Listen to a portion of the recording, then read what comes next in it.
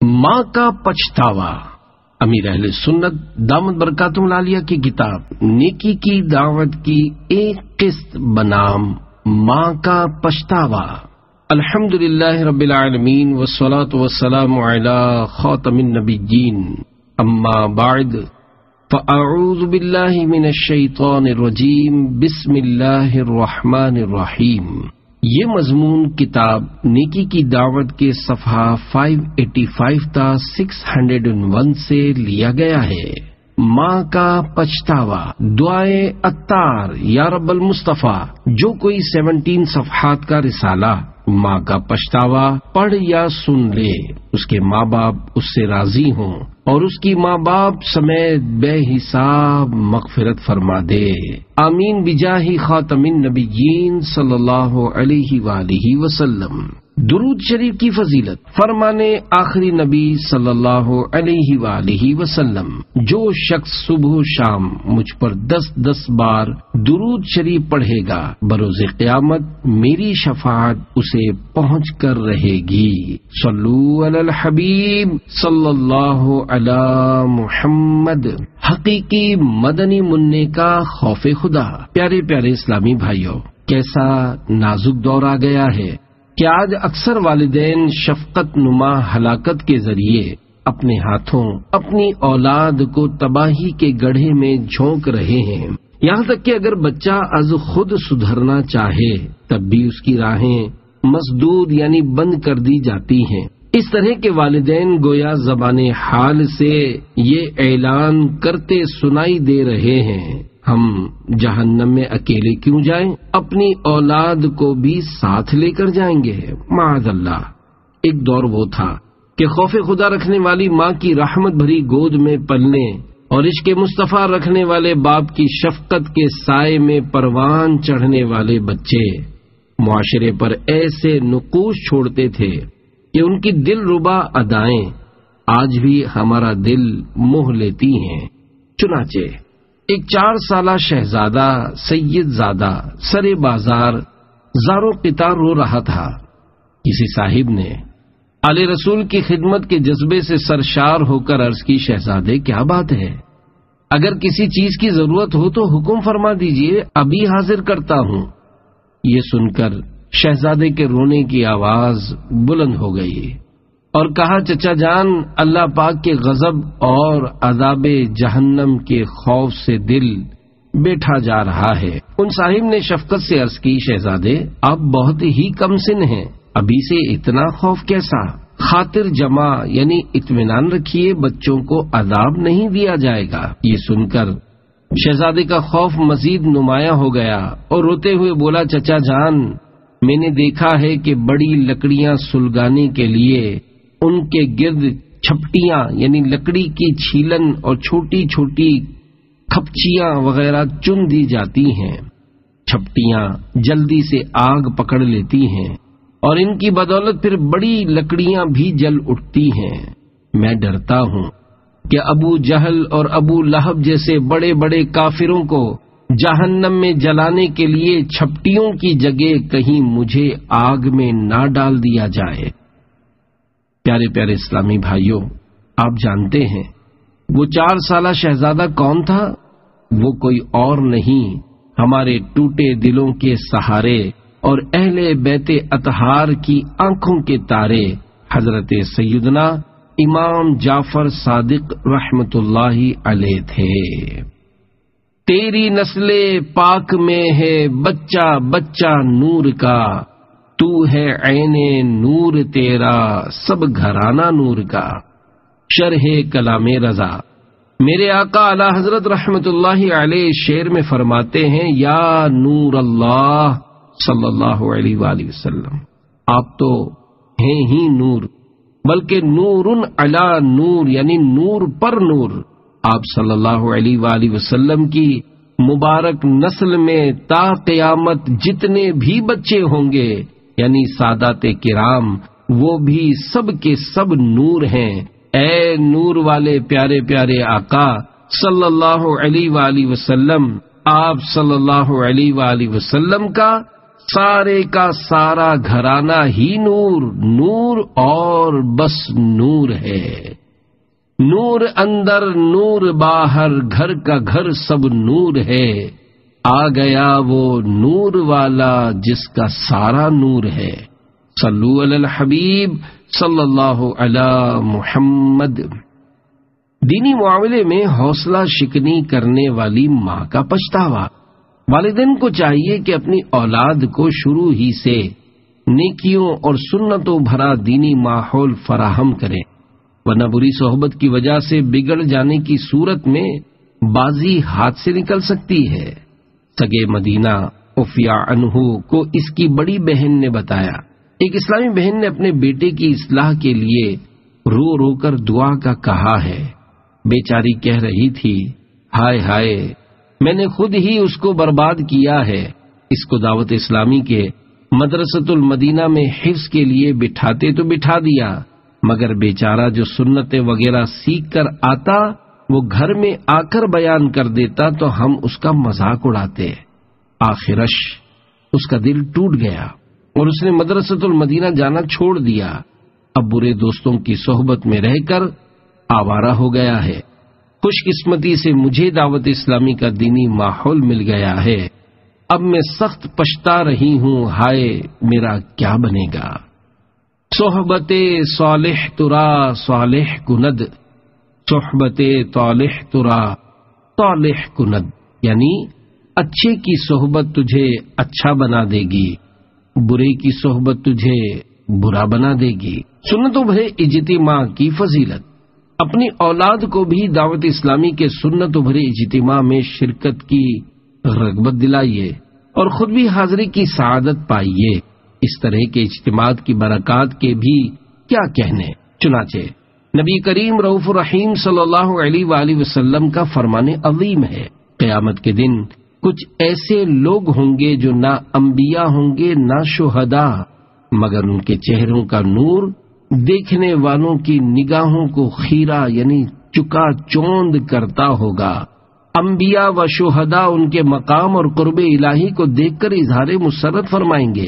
صحابہ کرام علیہم رضوان میں سے کسی صحابی نے عرض کی، یا رسول اللہ صلی اللہ علیہ وآلہ وسلم، یہ کون خوش نصیب ہوں گے؟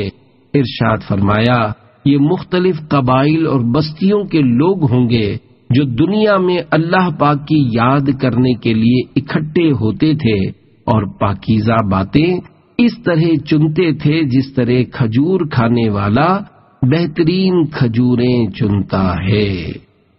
یقیناً مقدر کا وہ ہے سکندر جسے خیر سے مل گیا دینی ماحول، یہاں سنتیں سیکھنے کو ملیں گی، دلائے گا خوف خدا دینی ماحول۔ صلو علی الحبیب صلی اللہ علی محمد۔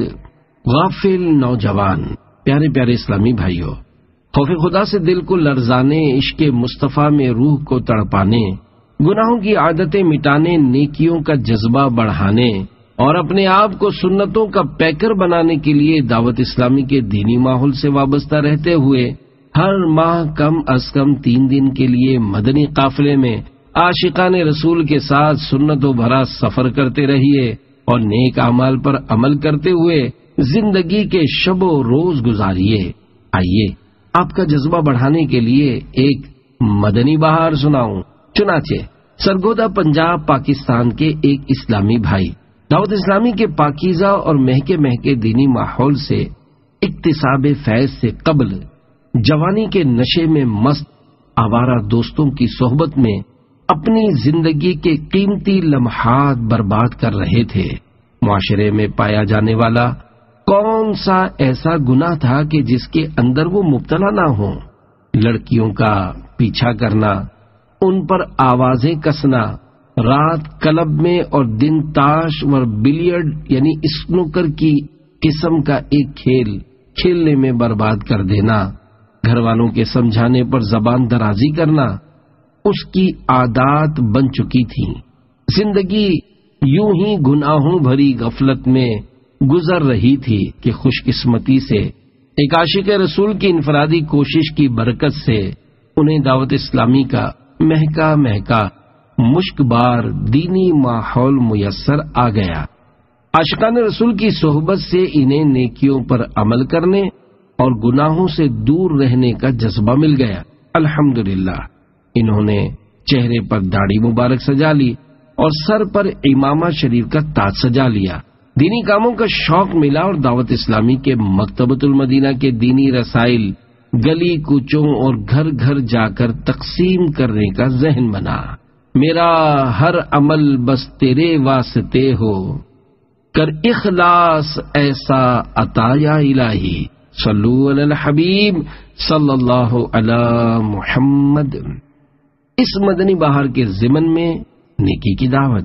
پیارے پیارے اسلامی بھائیوں، دیکھا آپ نے انفرادی کوشش کی بھی کیا خوب بہاریں ہیں۔ یا گناہوں میں بدمست رہنے والا غافل نوجوان عشق رسول میں مست ہو گیا۔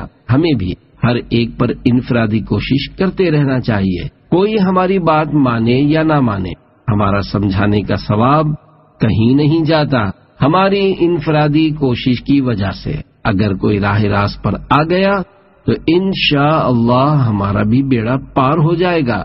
بری صحبت سے ہمیشہ دور رہنا چاہیے، اس کی وجہ سے آدمی بگڑ جاتا اور طرح طرح کے گناہوں میں پڑ جاتا ہے، جبکہ اچھی صحبت نہایت اچھا پھل لاتی ہے۔ چنانچہ دعوت اسلامی کے مکتبۃ المدینہ کی 56 صفحات پر مشتمل کتاب اچھے ماحول کی برکتیں صفحہ 18 تا 19 پر ہے۔ ایک حدیث شریف میں ہے، حضرت ابو رزین رضی اللہ عنہ سے روایت ہے کہ ان سے رسول اللہ صلی اللہ علیہ وآلہ وسلم نے فرمایا، کیا میں تمہیں اس چیز کی اصل پر راہبری نہ کروں جس سے تم دنیا و آخرت کی بھلائی پالو؟ پس وہ اصل چیز یہ ہے کہ تم ذکر کرنے والوں کی مجلس اختیار کرو۔ اس حدیث پاک کے تحت مشہور مفسر قرآن حکیم الامت حضرت مفتی احمد یار خان رحمت اللہ علیہ فرماتے ہیں کہ ذکر کرنے والوں کی مجلس سے مراد علماء دین و اولیاء کاملین، صالحین و واصلین، یعنی اللہ پاک کے مقرب بندوں کی مجلسیں ہیں، کیونکہ یہ مجلسیں جنت کے باغات ہیں۔ جیسا کہ دوسری حدیث شریف میں ہے، یہ مجلسیں خواہ مدرسے ہوں یا درس قرآن و حدیث کی مجلسیں یا حضرات صوفیاء کرام کی محفلیں، یہ فرمان بہت جامع ہے۔ جس مجلس میں اللہ کا خوف، حضور صلی اللہ علیہ وآلہ وسلم کا عشق اور اطاعت رسول صلی اللہ علیہ وآلہ وسلم کا شوق پیدا ہو، وہ مجلس اکسیر یعنی مفید ترین ہے۔ سنور جائے گی آخرت انشاءاللہ، تم اپنائے رکھو سدا دینی ماحول، بہت سخت پچھتاؤ گے یاد رکھو، نہ اتار تم چھوڑنا دینی ماحول۔ صلو علی الحبیب صلی اللہ علی محمد۔ کلمہ طیبہ نفع دے گا جب تک۔ حضرت انس بن مالک رضی اللہ عنہ سے روایت ہے، رسولوں کے سالار، نبیوں کے سردار صلی اللہ علیہ وآلہ وسلم کا ارشاد حقیقت بنیاد ہے، لا الہ الا اللہ محمد الرسول اللہ، ہمیشہ اپنے کہنے والوں کو نفع پہنچاتا رہے گا اور ان سے عذاب کو دور کرتا رہے گا جب تک اس کا حق ہلکا نہ جانے۔ صحابہ کرام علیہم رضوان نے عرض کی، یا رسول اللہ صلی اللہ علیہ وآلہ وسلم، کلمہ طیبہ کے حق کو ہلکا جاننا کیا ہے؟ فرمایا، یظہر العمل بمعاصی اللہ فلا ینکر ولا یغیر، یعنی لا الہ الا اللہ کے حق کو ہلکا جاننا یہ ہے کہ اللہ پاک کی نافرمانی والا کام ہوتا دیکھ کر نہ اسے روکا جائے اور نہ ہی اسے تبدیل کیا جائے۔ اسلام کے 8 حصے۔ حضرت حذیفہ رضی اللہ عنہ سے روایت ہے کہ اسلام کے 8 حصے ہیں۔ نمبر 1 اسلام، 2 نماز، 3 زکوٰۃ، 4 رمضان کا روزہ، 5 حج بیت اللہ، 6 نیکی کا حکم دینا، 7 برائی سے روکنا اور 8 اللہ پاک کی راہ میں جہاد کرنا۔ اور وہ شخص کامیاب نہیں جس کا کوئی حصہ نہ ہو۔ دنیا میں بھی سزا ملے گی۔ پیارے پیارے اسلامی بھائیوں، جو قوم قدرت کے باوجود گناہ کرنے والے کو اس سے روکتی نہیں، اندیشہ ہے کہ وہ نہ روکنے والی قوم مرنے سے پہلے دنیا ہی میں عذاب میں گرفتار ہو جائے۔ چنانچہ حضرت جریر رضی اللہ عنہ سے روایت ہے کہ حضور اکرم صلی اللہ علیہ وآلہ وسلم کا ارشاد ہے، اگر کسی قوم میں کوئی شخص گناہ کا مرتکب ہو اور قوم کے لوگ باوجود قدرت اسے گناہ سے نہ روکیں تو اللہ پاک ان کے مرنے سے پہلے ان پر اپنا عذاب نازل فرمائے گا، آخرت میں بھی سزا ملے گی۔ اس حدیث پاک کے تحت میرات المناجیح میں ہے، جس قوم یا جماعت میں کچھ لوگ برائی کے مرتکب ہوں اور وہ قوم ان کو روکنے کی طاقت رکھنے کے باوجود نہ روکے تو وہ بھی عذاب خداوندی کے مستحق ہوں گے، اور یہ عذاب وہ لوگ مرنے سے پہلے دنیا ہی میں دیکھ لیں گے۔ حضرت شیخ عبد الحق محدث دہلوی رحمت اللہ علیہ فرماتے ہیں کہ برائی کو بدلنے میں کوتاہی کرنا دوسرے جرائم کے مقابلے میں اس لحاظ سے منفرد ہے کہ دوسرے گناہوں کی سزا آخرت میں ملے گی، جبکہ اس کوتاہی کی سزا دنیا میں بھی ملے گی اور آخرت کا عذاب اس کے علاوہ ہوگا۔ آپ کا دل نہیں لرزتا؟ جنت کی ابدی و سرمدی نعمتوں کے طلبگار اسلامی بھائیوں، آپ کا دل نہیں لرزتا؟ آپ پر خوف طاری نہیں ہو جاتا کہ اللہ پاک تو بے نیاز ہے، اسے پرواہ ہی کب ہے کہ لوگ اسے سجدہ کرے ہی کریں؟ یقیناً اگر ساری کی ساری مخلوق بھی اس کی بارگاہ میں جھک جائے تب بھی اس کی ذات پر کسی کا کوئی احسان نہیں۔ ہمیں اس کی بے نیازی اور خفیہ تدبیر سے ڈرنا اور اس کی گرفت سے پناہ مانگنی چاہیے۔ آخر دنیا میں کب تک گل چھرے اڑائیں گے؟ یاد رکھیے، ایک نہ ایک دن سب کو مرنا پڑے گا، اندھیری قبر میں اترنا پڑے گا اور اپنی کرنی کا پھل بھگتنا پڑے گا۔ الموت باب کل نفس داخلها، الموت قدح کل نفس شاربوها، یعنی موت ایک ایسا دروازہ ہے جس میں سے ہر جاندار نے گزرنا ہے، اور موت ایک ایسا جام ہے جسے ہر شخص نے پینا ہے۔ جی لگانے کی جا نہیں دنیا، کس کو حاصل دوام ہوتا ہے۔ مردے کی بے بسی۔ پیارے پیارے اسلامی بھائیوں، اس وقت کیسی بے کسی ہوگی جب روح جسم سے جدا ہو چکی ہوگی۔ اس دم کس قدر بے بسی کا عالم ہوگا جب بیش قیمت کپڑے بدن سے اتارے جا رہے ہوں گے، غسال نہلا رہا ہوگا، لٹھے کا کفن پہنایا جا رہا ہوگا۔ کیسی حسرت کی گھڑی ہوگی جب جنازہ اٹھایا جا رہا ہوگا۔ ہائے ہائے، وہ دنیا جسے سنوارنے کے لیے عمر بھر بھاگ دوڑ کی تھی، جس کی خاطر راتوں کی نیندیں اڑائی تھیں، طرح طرح کے خطرے مول لیے تھے، حاسدین کی رکاوٹیں کھڑی کرنے کے باوجود بھی جان لڑا کر دنیا کا مال کماتے رہے تھے، خوب دولت بڑھاتے رہے تھے، جس مکان کو مضبوط تعمیر کیا تھا، پھر اس کو طرح طرح کے فرنیچر سے آراستہ کیا تھا، وہ سبھی کچھ چھوڑ کر رخصت ہونا پڑ رہا ہوگا۔ قیمتی لباس کھوٹی پر ٹنگا رہ جائے گا، کار ہوئی تو گیراج میں کھڑی رہ جائے گی، کھیل کود کے آلات، عیش و طرب کے اسباب اور ہر طرح کا مال و سامان دھرا کا دھرا رہ جائے گا۔ اس وقت مردے کی بے بسی انتہا کو پہنچے گی، جب اس کو روشنیوں سے جگمگاتی عارضی خوشیوں سے مسکراتی دنیا ناپائیدار کے فانی گھر سے نکال کر اندھیری قبر میں منتقل کرنے کے لیے اس کے ناز اٹھانے والے اس کو کندھوں پر لاد کر سوئے قبرستان چل پڑیں گے۔ عالم انقلاب ہے دنیا، چند لمحوں کا خواب ہے دنیا، فخر کیوں دل لگائیں اس سے، نہیں اچھی خراب ہے دنیا۔ قبر کی دل ہلا دینے والی نیکی کی دعوت، حضرت عمر بن عبدالعزیز رضی اللہ عنہ ایک جنازے کے ساتھ قبرستان تشریف لے گئے. وہاں ایک قبر کے پاس بیٹھ کر غور و فکر میں ڈوب گئے. کسی نے عرض کی، یا امیر المؤمنین، آپ رضی اللہ عنہ یہاں تنہا کیسے تشریف فرما ہیں؟ فرمایا، ابھی ایک قبر نے مجھے پکار کر بلایا اور بولی، اے عمر بن عبدالعزیز رضی اللہ عنہ، مجھ سے کیوں نہیں پوچھتے کہ میں اپنے اندر آنے والوں کے ساتھ کیا برتاؤ کرتی ہوں؟ میں نے اس قبر سے کہا، مجھے ضرور بتا. وہ کہنے لگی، جب کوئی میرے اندر آتا ہے تو میں اس کا کفن پھاڑ کر جسم کے ٹکڑے ٹکڑے کر ڈالتی اور اس کا گوشت کھا جاتی ہوں. کیا آپ مجھ سے یہ نہیں پوچھیں گے کہ میں اس کے جوڑوں کے ساتھ کیا کرتی ہوں؟ میں نے کہا، یہ بھی بتا. تو کہنے لگی، ہتھیلیوں کو کلائیوں سے، گٹھنوں کو پنڈلیوں سے اور پنڈلیوں کو قدموں سے جدا کر دیتی ہوں.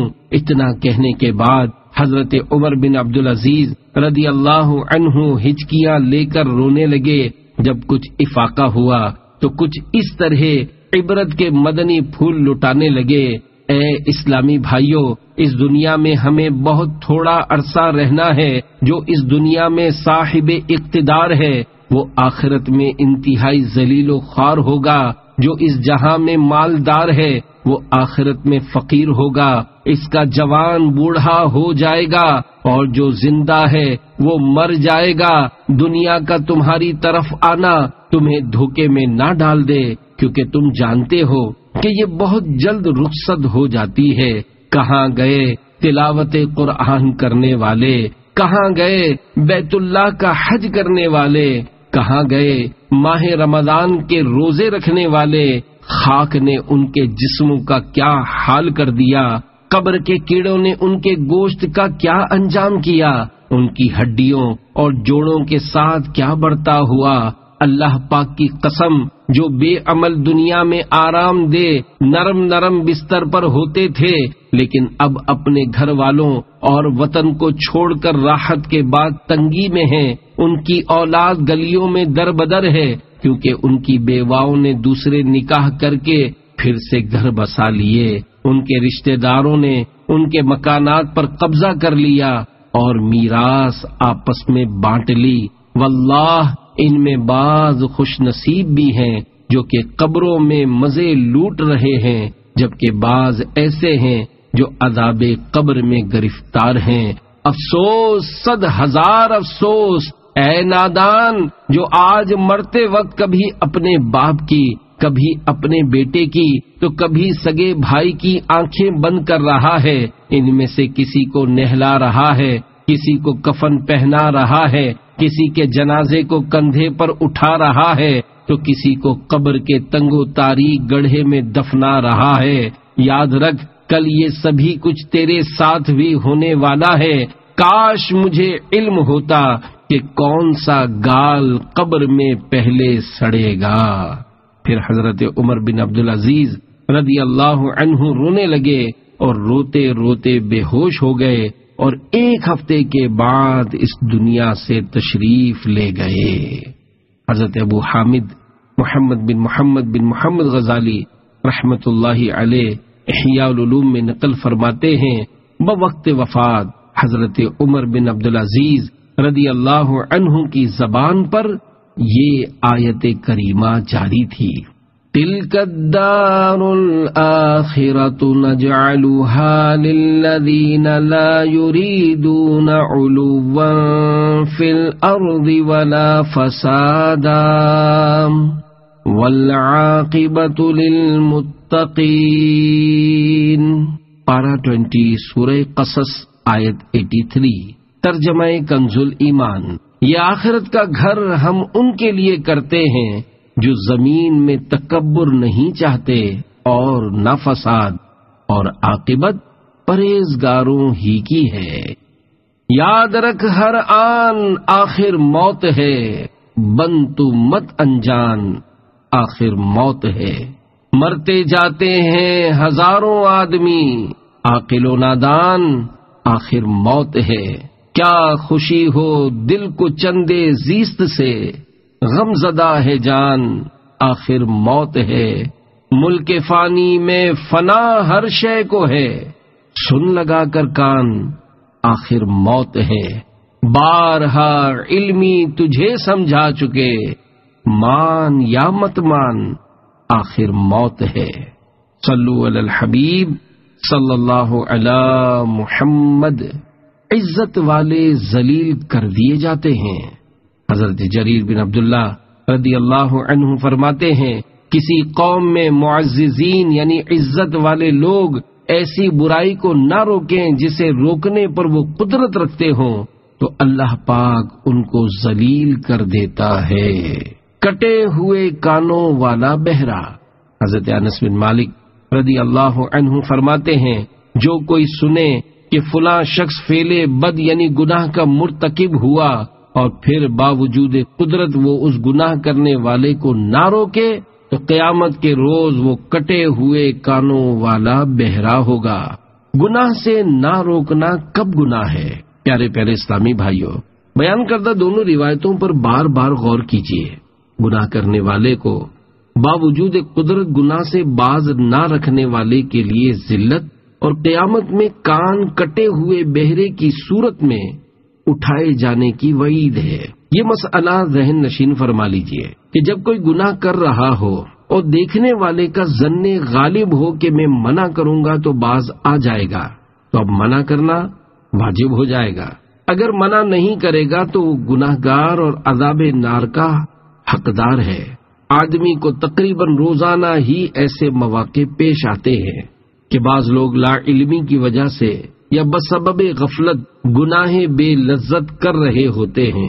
اب اگر غور کیا جائے تو بارہا ایسا ذہن بنتا ہے کہ فلاں کو سمجھاؤں گا تو مان جائے گا، مگر آدمی سستی یا شرم و مروت کی وجہ سے منع کرنے سے باز رہتا اور یوں گناہ گار و عذاب نار کا حقدار ہو جاتا ہے۔ میرا اپنا تجربہ ہے کہ ناجائز انگوٹھی پہننے والوں، گلے میں دھات یعنی میٹل کی زنجیر یعنی چین لٹکانے والوں وغیرہ کو جب سمجھایا ہے تو اکثر ہاتھوں ہاتھ اتار دیتے ہیں۔ بعضوں کو تو جوش میں آ کر سونے کی زنجیر تک توڑ ڈالتے دیکھا ہے۔ ٹھیک ہے، ہر ایک ایسا نہیں کرتا اور ہر ایک کا دوسروں پر اتنا اثر بھی نہیں ہوتا، مگر جو با اثر شخصیت ہو اس کے لیے اس طرح کے گناہوں سے منع کرنا مشکل نہیں ہوتا، اور گناہ کرنے والے کے مان جانے کے ظن غالب ہونے کی صورت میں تو منع کرنا واجب ہو جائے گا۔ سونے کی انگوٹھی مرد کو حرام ہے۔ شہزاد اعلیٰ حضرت تاجدار اہل سنت حضور مفتی اعظم ہند حضور مفتی اعظم رحمت اللہ علیہ اس طرح کے معاملات میں بہت زیادہ متحرک یعنی ایکٹیو تھے۔ چنانچہ مفتی اعظم کی استقامت و کرامت صفحہ 146 پر رئیس القلم حضرت علامہ ارشد القادری رحمت اللہ علیہ کے حوالے سے نقل ہے۔ ان یعنی سرکار مفتی اعظم ہند کے لیے سب سے زیادہ تکلیف دہ وہ منظر ہوتا تھا جب وہ کسی مسلمان کو اسلامی شریعت کی خلاف ورزی کرتے ہوئے پاتے تھے۔ امر بالمعروف و نہی عن المنکر یعنی نیکی کا حکم دینے اور برائی سے منع کرنے کا فرض ادا کرتے وقت وہ چھوٹے بڑے، امیر و غریب اور حاکم و محکوم کے درمیان کوئی امتیاز نہیں کرتے تھے۔ ان کے دربار کا عام معمول تھا کہ کوئی بڑے سے بڑا رئیس ہو یا اونچے سے اونچے منصب کا افسر، ان کی خدمت میں حاضر ہوتے وقت اگر اس کی انگلی میں سونے کی انگوٹھی ہوتی تو وہ فوراً اتروا دیتے اور نہایت شفقت اور محبت کے ساتھ انہیں تلقین فرماتے یا ضرور شریعت محمدی مردوں کے لیے کئی صورتوں میں سونے کا استعمال حرام ہے۔ پھر دل کا کشور یعنی دل کا ملک فتح کر لینے والے لہجے میں ارشاد فرماتے، کوئی گناہ لمحے دو لمحے یا گھنٹے دو گھنٹے کا ہوتا ہے، لیکن سونے کی انگوٹھی کا گناہ ایسا گناہ ہے کہ جب تک پہنے رہو مسلسل گناہ ہی گناہ ہے۔ انگوٹھی کے بارے میں تفصیلی احکام نیکی کی دعوت کے صفحہ 409 تا 412 پر ملاحظہ فرمائیے۔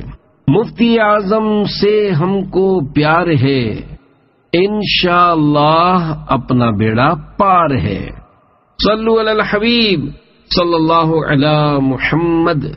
بندر اور خنزیر کی شکل والے، بے نمازیوں، گالیاں بکنے والوں، غیبتوں اور چغلیوں کے عادیوں، فلمیں ڈرامے دیکھنے والوں اور طرح طرح کے گناہوں کی گندگیوں میں لت پت رہنے والوں کی صحبتوں میں رہنے والوں، اور باوجود قدرت انہیں گناہوں سے نہ روکنے والوں کو ڈر جانا چاہیے کہ اللہ پاک کے محبوب صلی اللہ علیہ وآلہ وسلم ارشاد فرماتے ہیں، اس ذات پاک کی قسم جس کے قبضے قدرت میں محمد صلی اللہ علیہ وآلہ وسلم کی جان ہے، میری امت میں سے بعض لوگ اپنی قبروں سے بندر اور خنزیر کی شکل میں اٹھیں گے، یہ وہ لوگ ہوں گے جنہوں نے گناہ گاروں کے ساتھ تعلقات رکھے اور قدرت رکھنے کے باوجود انہیں گناہوں سے منع نہ کیا۔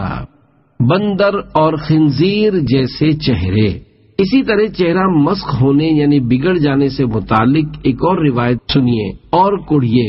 چنانچہ حضرت ابو امامہ رضی اللہ عنہ فرماتے ہیں، اس امت میں سے بعض لوگ قیامت کو بندر اور خنزیر کی شکل میں اٹھیں گے، کیونکہ وہ نافرمانوں سے میل جول رکھتے ہیں اور ان کو گناہوں سے روکتے نہیں، حالانکہ وہ انہیں روکنے کی قدرت رکھتے ہیں۔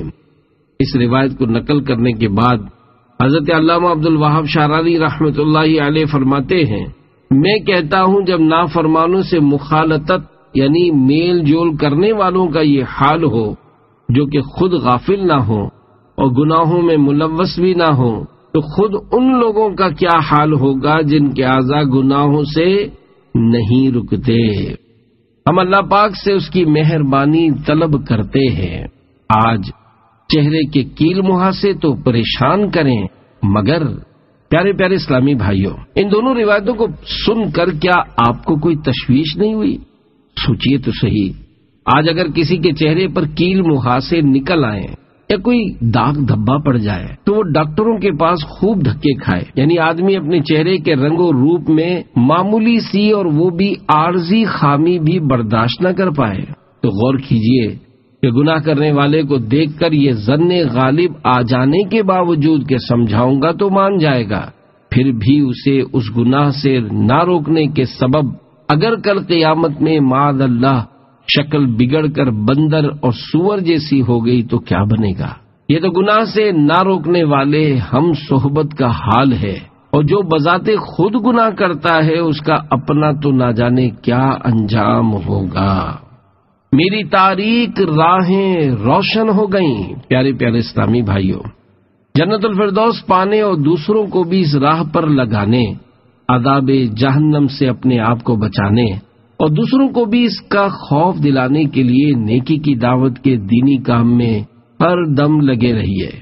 روزانہ جائزہ کے ذریعے خود بھی نیک اعمال کا رسالہ پر کیجیے اور دوسروں کو بھی اس کی رغبت دلائیے۔ خود بھی ہر ماہ کم از کم 3 دن مدنی قافلے میں سفر کیجیے اور دوسروں کو بھی اس کی دعوت دیجیے۔ آپ کی ترغیب و تحریض کے لیے ایک مدنی بہار آپ کے گوش گزار کرتا ہوں۔ حافظ آباد پنجاب پاکستان کے مقیم اسلامی بھائی دعوت اسلامی کے دینی ماحول سے وابستہ ہونے سے قبل گناہوں کے عمیق یعنی گہرے گڑھے میں دھستے چلے جا رہے تھے۔ فلمیں ڈرامے دیکھنا، گانے باجے سننا اور فحش ناولیں پڑھنا ان کی معمولات زندگی میں شامل تھا۔ ان کے سر پر آوارگی کا ایسا بھوت سوار تھا کہ رات بھر گھر سے باہر برے دوستوں کی صحبت میں زندگی کے نادر لمحات برباد کرتا رہتا۔ انہوں نے اپنی ان حرکتوں سے گھر والوں کی ناک میں دم کر رکھا تھا۔ دعوت اسلامی کے دینی ماحول سے منسلک ان کے بڑے بھائی جان ہر چند ان کی اصلاح کی سعی یعنی کوشش فرماتے، مگر ان کی نصیحت آموز باتوں پر عمل کرنا درکنار، وہ سرے سے ان کی باتیں سننے کو ہی تیار نہ ہوتے۔ بھائی جان مستقل مزاجی کے ساتھ کوشش کرتے رہے، آخر کار ان کی کڑن رنگ لے آئی۔ ایک روز بے ساختہ ان کی توجہ ان کے میٹھے بول کی جانب مبذول یعنی متوجہ ہونے لگی۔ خوف خدا میں ڈوبی ہوئی ان کی باتیں سن کر جذبات تاثر سے وہ رونے لگے۔ الحمدللہ ان کی آنکھوں سے غفلت کا پردہ ہٹ گیا اور خوف خدا ان کے دل میں گھر کر گیا۔ انہیں ہاتھوں ہاتھ اپنے بھائی کے سامنے تمام گناہوں سے سچی توبہ کی اور اسلامی زندگی گزارنے کا عہد کر لیا۔ اللہ پاک کی رحمت سے بھائی جان کی ہمراہی میں دعوت اسلامی کے ہفتہ وار سنتوں پر اجتماع میں شرکت کی سعادت حاصل ہونے لگی، اور اس کی برکت سے ان کی زندگی کی تاریک راہیں روشن سے روشن تر ہوتی چلی گئی۔ بھائی جان نے سنتیں سیکھنے کے لیے مدنی قافلوں میں سفر کرنے کا ذہن دیا تو ان کی اس خواہش کو عملی جامہ پہناتے ہوئے تادم تحریر الحمدللہ وہ یکمشت 26 ماہ کے مدنی قافلے کے مسافر ہیں۔ یہ سب ایک مبلغ دعوت اسلامی یعنی ان کے پیارے پیارے بھائی جان کی مستقل مزاجی سے کی جانے والی انفرادی کوشش کا نتیجہ ہے کہ دین سے عملاً کوسوں دور رہنے والا گناہگار شخص اب اپنی اور ساری دنیا کے لوگوں کی اصلاح کی کوشش میں مصروف عمل ہے۔ تمہیں لطف آ جائے گا زندگی کا، قریب آ کے دیکھو ذرا دینی ماحول، نبی کی محبت میں رونے کا انداز، چلے آؤ سکھلائے گا دینی ماحول۔ صلو علی الحبیب صلی اللہ علی محمد۔ پیارے پیارے اسلامی بھائیوں، دیکھا آپ نے بالآخر بڑے بھائی کی کڑن بھری مسلسل انفرادی کوشش رنگ لائی اور چھوٹا بھائی گناہوں کے دلدل سے نکل کر 26 ماہ کے مدنی قافلے کا مسافر بن گیا۔ ہر اسلامی بھائی کو چاہیے کہ وہ گھر میں اور باہر ہر جگہ دوسروں کو نیک بنانے کے لیے خوب انفرادی کوشش کرتا اور ثواب کماتا رہے، اس دینی کام سے ہرگز نہ اکتائے۔ انفرادی کوشش تو گویا سونے کی کان ہے، جتنا کھودیں گے اتنا سونا نکلتا رہے گا، یعنی جتنی انفرادی کوشش زیادہ ہوگی اتنا ہی ثواب بھی زیادہ ملے گا۔ تو بس ثواب کا سونا اکٹھا کرتے جائیے۔ فرمان مصطفیٰ صلی اللہ علیہ وآلہ وسلم ہے، اگر اللہ پاک تمہارے ذریعے کسی ایک شخص کو ہدایت عطا فرمائے تو یہ تمہارے لیے اس سے اچھا ہے کہ تمہارے پاس سرخ اونٹ ہوں۔ اگر آپ کے ذریعے کوئی ہدایت پا گیا اور دینی ماحول میں آ گیا تو اس کا ثواب مزید بڑھا، یعنی اس کے علاوہ کوئی مدنی قافلے کا مسافر بن گیا اس کا ثواب جدا، اور اگر کوئی نیک اعمال کا عامل بن گیا تو پھر تو آپ کے وارے ہی نیارے ہو گئے۔ بس جتنوں کی اصلاح کا سبب آپ بنیں گے اتنا ہی آپ کے لیے ثواب میں اضافہ ہوتا چلا جائے گا۔ بس نیکی کی دعوت دیتے چلے جائیے۔ فرمان مصطفیٰ صلی اللہ علیہ وآلہ وسلم، ان الدال علی الخیر کفاعلہ، یعنی بے شک نیکی کی راہ دکھانے والا نیکی کرنے والے کی طرح ہے۔ جنتی ہے وہ جس نے سنت کے خود کو سانچے میں ڈھال رکھا ہے۔ صلو علی الحبیب صلی اللہ علی محمد۔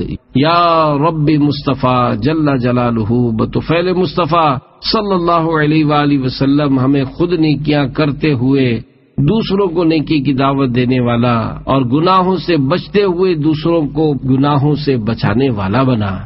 یا اللہ ہمیں جنت الفردوس میں بے حساب داخلہ عطا فرما اور وہاں اپنے پیارے پیارے حبیب صلی اللہ علیہ وآلہ وسلم کا پڑوس نصیب فرما۔